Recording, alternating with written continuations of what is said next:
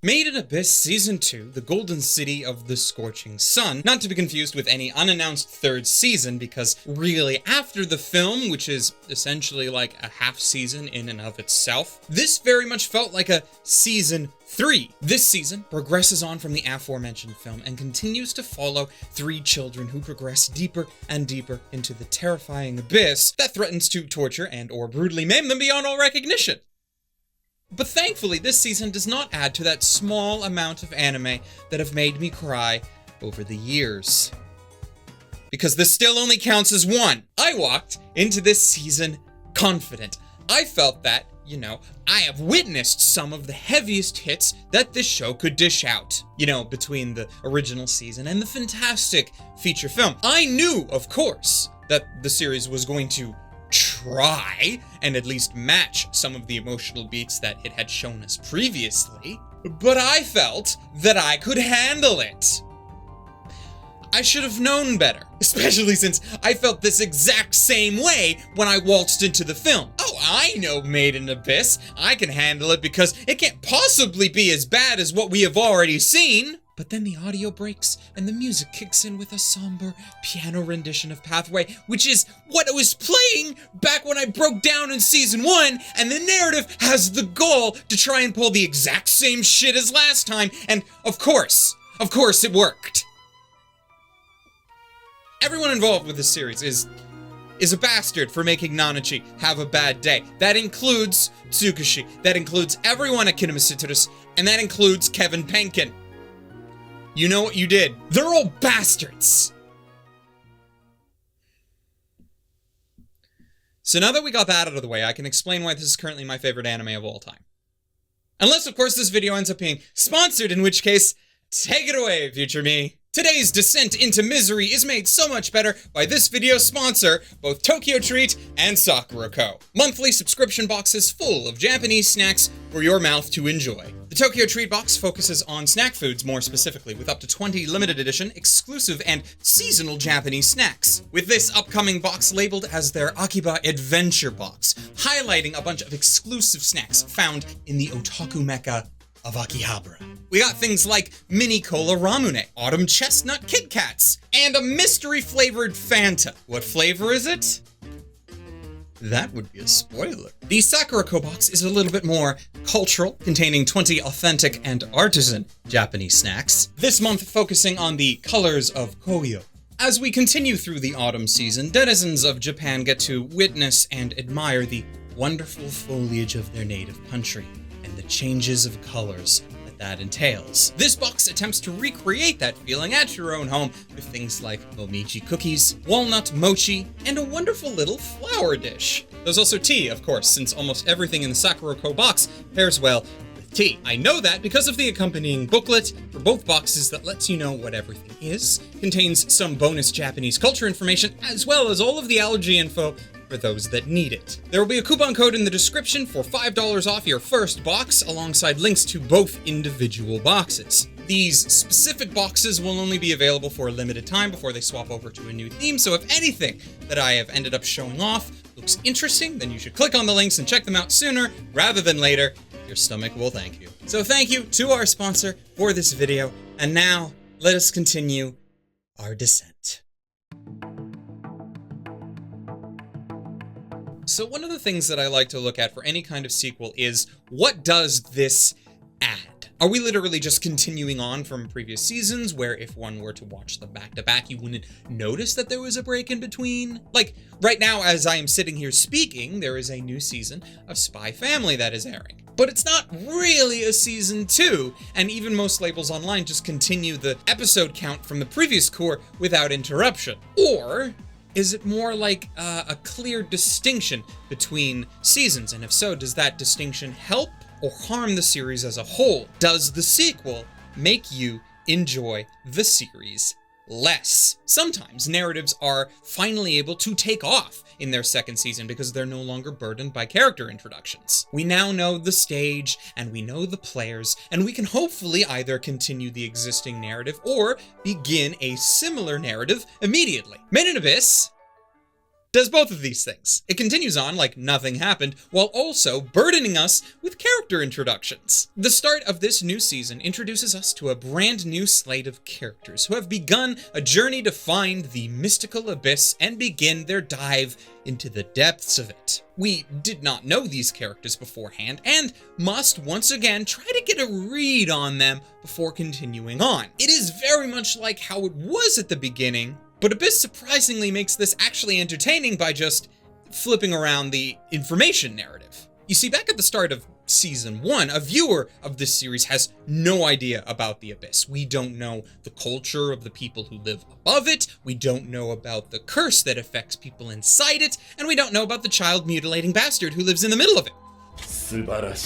We just don't know! We lack information. But at least some of those things are known by our characters. Riko knows about the Abyss. She knows about her mother, who is one of their society's experts on the Abyss, identifiable by carrying the coveted white whistle, and Riko gets to explain her knowledge both to us, the audience, and also to Reg, who wakes up not knowing anything. Convenient that. That was the character introductions at the top of the series. But here in this season, while we don't know Wazukian or Belif or Vyuko, we do know the Abyss. And it's a very different feeling watching people dive into the initial layers of this monstrosity when you know just how serious it is versus before when we were just blissfully unaware. That's how the initial episodes are made interesting here, watching these characters we don't know interact with the things that we do. And we also start to learn about this new party of adventurers with the additional information that what we're witnessing takes place before the events of the story we have so far witnessed, leaving the very important question of what happened to these characters before Riko and co. arrived. As a quick recap that I'm sure you probably don't need, the Abyss contains a curse that affects people trying to leave it. The deeper into the Abyss you go, the worse the physical toll is for you trying to climb back up. For example, climbing back out of the second layer may induce headaches, nausea, or a feeling of numbness in your limbs, while trying to climb out from the fourth layer includes harsher consequences, like internal and external bleeding out of every orifice. To emphasize these consequences, nearly every layer of the Abyss has a multitude of examples in the series to show the audience these effects actually occurring on a character. While some of this is shown on no-name characters during some exposition, occasionally they do occur on a named character in order to show us something like the fact that the most dangerous thing in the Abyss is stairs. This season takes place in the 6th layer, past the point of no return, since the consequence of trying to climb out of it is not a simple headache or even bleeding out of every single orifice, but instead the complete and utter loss of your humanity, turning you into a grotesque being of flesh, wishing for the sweet release of death. You'll notice that I did not show example footage of that occurring in the show, like I may have for others, because that would be spoilers. The thing about the Abyss that seems to be prevalent throughout all of its layers, however, is that both the beings that exist on any given layer and the activities of those who have dived to this depth and stayed there for any reasonable length of time all have aspects about them that are usually far worse than the consequences of trying to escape from that layer. Like the aforementioned child-mutilating bastard who lives at the bottom of the 5th layer. Because if that's what resides on the 5th layer, what hellspawn exists even further down? What could possibly exist on the 6th layer that is demonstrably worse than losing all of your humanity?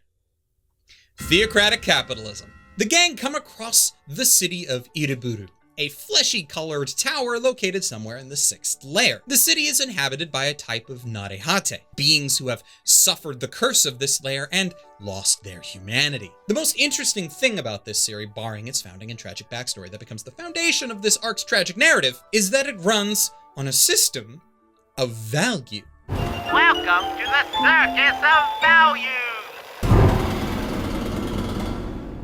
Everything that exists in the city or is brought into the city has value, from raw materials to the hairs on your head. And the residents barter with one another for the things that they want. However, the value placed on any given thing is all dependent on both how much you want the item and how much the being who currently owns it values it. Oh, so it's like regular bartering, you might think. Well, not exactly, because in the real world, while bartering, a person can arbitrarily change the value that they place on any item as long as they find a buyer willing to pay that price or a seller willing to accept that price. But that doesn't work here, because the value of any object is precisely how much the owner personally values it. They can't take some unused object from the back of their kitchen cupboard and try to swindle someone by claiming to the seller that it is worth the cost of a car or a house, because this is the abyss.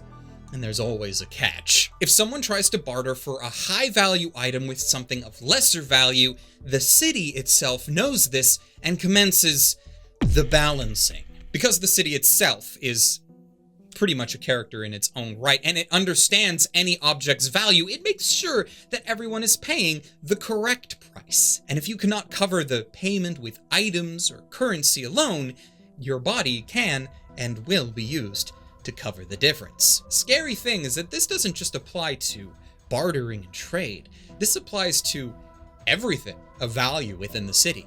If you destroy something of value to someone else, even accidentally, the balancing will make sure you pay for it.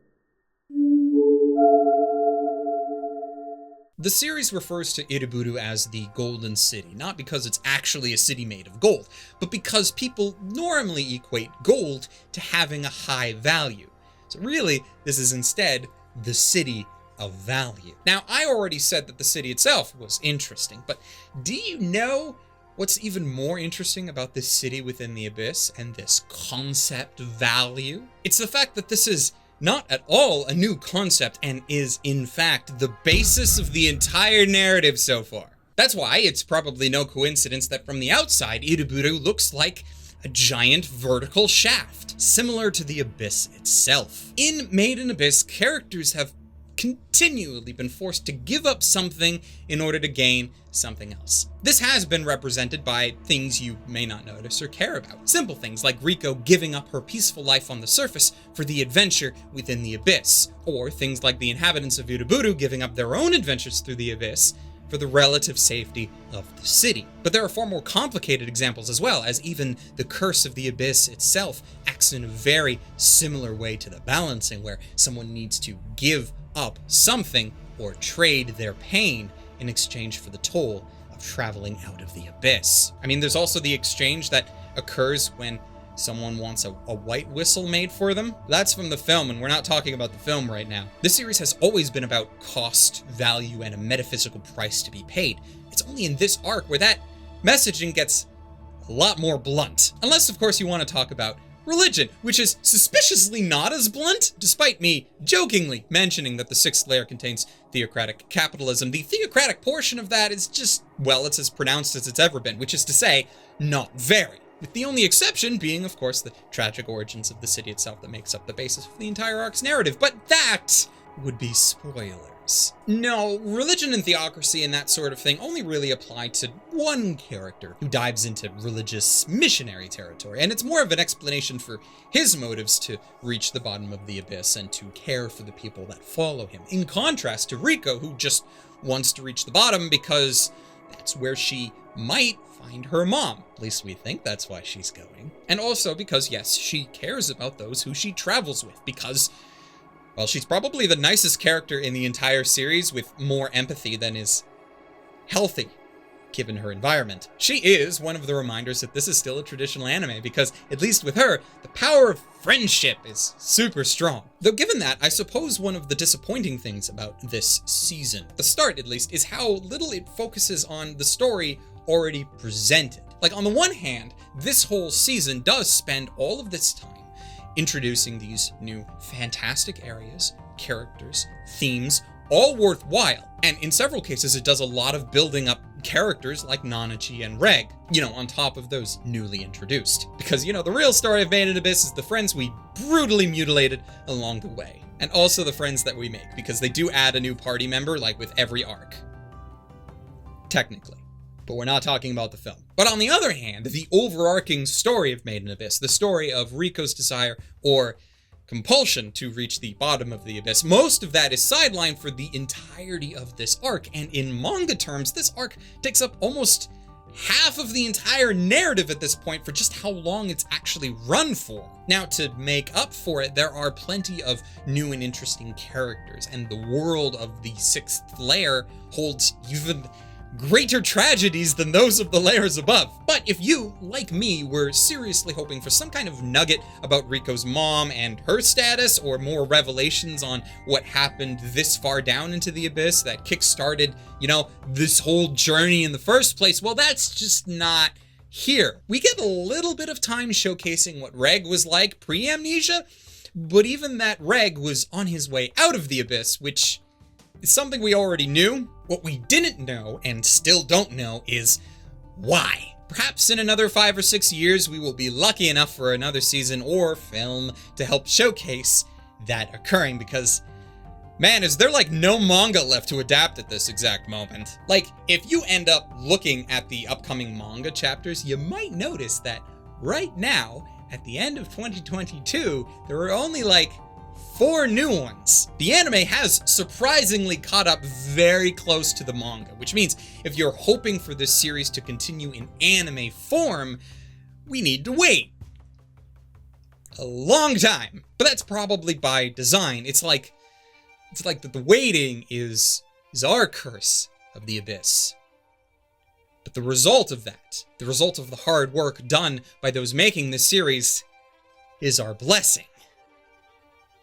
Just takes forever. While we wait, though, there are people, mostly me, that like looking at the new manga characters and, are already taking bets on who is going to die in, such a painful way that we regret actively anticipating their demise. This is a thing that I did during this arc as well, because it is surprisingly easy to do. And that is because a particular pattern has emerged throughout the narrative that seems to be holding true, until it just won't anymore. And that pattern being that adults are horrible monsters who will all inevitably be dealt with accordingly by the curse of the abyss, and children are either new party members or bundles of innocence who will also be dealt with accordingly by the curse of the abyss. Sometimes it's both, because Nanachi is just not allowed to have a good day, apparently. Made in Abyss does seem to take great pleasures in killing off characters, both main and secondary, but the killing of characters for the sake of killing doesn't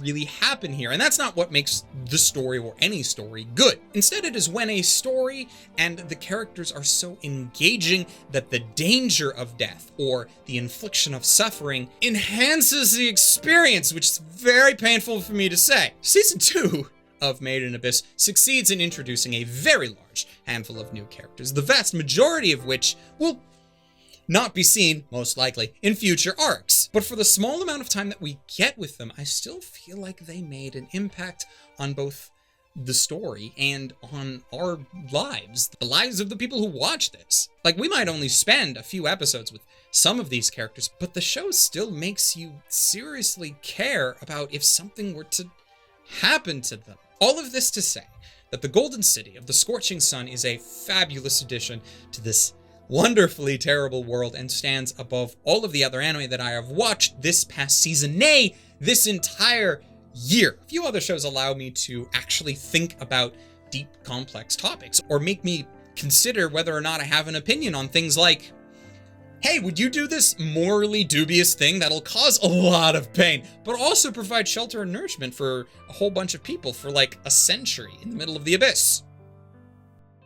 The answer is a spoiler. And if you also somehow survived watching this series all the way through to the end as I have, I'm sure you'll probably agree with my praise. Because who else would watch through 2 seasons and a movie of this shit without either being a superfan, a masochist, or someone who is emotionally dead inside? Am I all 3? Yes! Except no, I'm not, because if I was emotionally dead inside, I wouldn't have finished this series with a question.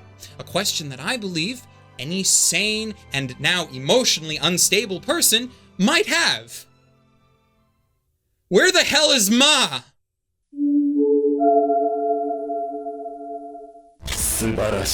And thus we have reached the end of the video.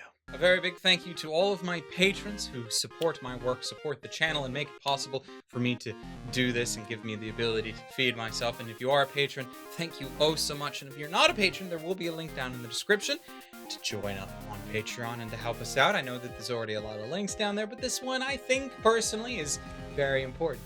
Go check that out if you would like. And of course, a very special thanks to those patrons who help out just a little bit more. Specifically patrons Ryfen Bonaparte, Ross Emerson, Omar Showman, Hector Montemayor, Wago221, and Siri Yamako for being especially awesome. And until next time, ladies, gentlemen, and others, watch more anime. Stay frosty.